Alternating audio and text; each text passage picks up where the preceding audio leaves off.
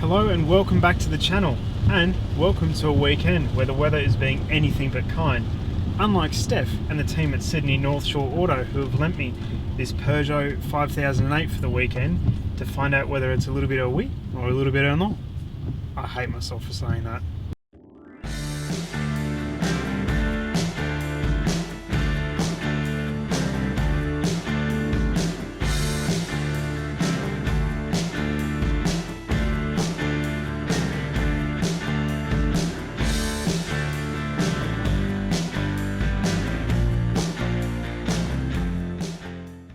Peugeot aren't fans of people describing their cars as quirky.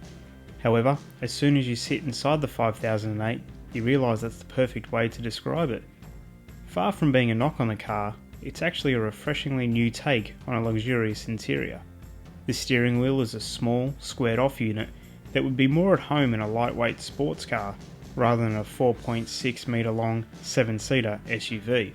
The controls are extremely intuitive to use and provide quick and easy control of the navigation screen and digital gauge cluster. It's more lowly slung compared to what you'd expect, but that allows that gauge cluster to be used as a pseudo heads-up display. Speaking of which, the 12.3 inch display is crisp, clear, and most importantly, lag-free. There are 4 modes to choose from, depending on how much or how little information you want shown to you. It also ties in with the safety tech on board, such as the lane departure warning and lane keep assist. I will add at this point that the lane keep assist did have trouble differentiating between a lane marking and the tracks left by cars in front when in torrential rain. The piano keys sitting under the navigation screen are another quirky method of allowing the driver or passenger to cycle through the infotainment menus. Materials and colour palette within the 5008 are all geared towards an open, airy and classy place to be.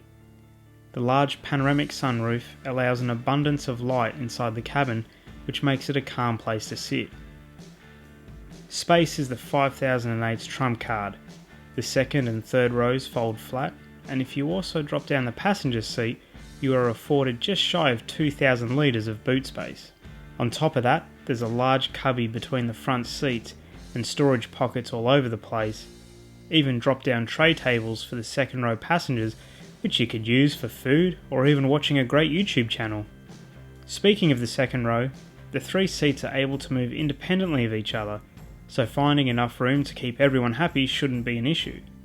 As a bonus, you even get peasant blockers to keep prying eyes away.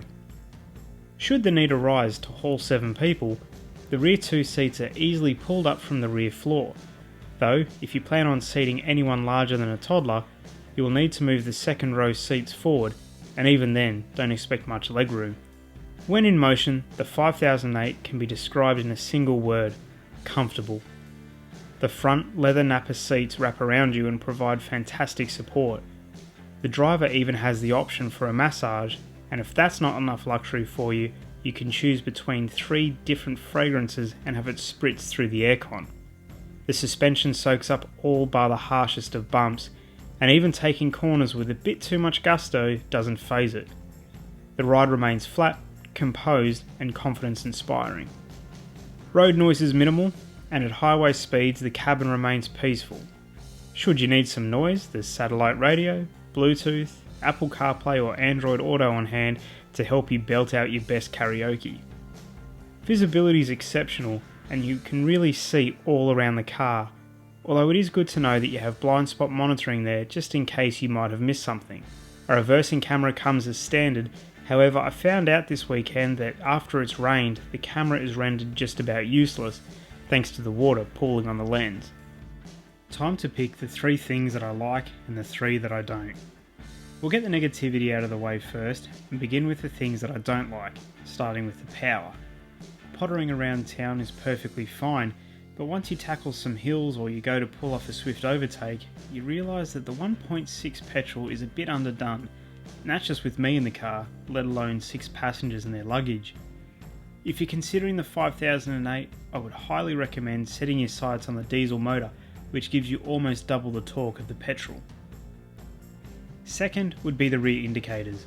It's a weird gripe, however once you notice how small they are compared to how much real estate is available in the rear of the car, it's puzzling as to why they'd make them so small. I received a few comments over the weekend about how hard they were to see, just because of their small size. Thirdly would be the reversing camera, which, as I said earlier, struggles in inclement weather. The three things that I like are the adaptive cruise control and how well it works. It's such a simple and effective system to get used to, and it's a definite bonus to this car. Secondly, the gauge cluster. Normally I'm not a fan of digital clusters, however the one in the 5008 is just so well executed. Third is the steering wheel. Initially thinking that it was a bit odd or perhaps gimmicky, I can say with confidence that it's a great wheel to use and it ties in with the rest of the car so well. So my time in the 5008 has come to an end. A huge thank you to Steph and the whole team here at Sydney North Shore Automotive for lending me the car for the weekend.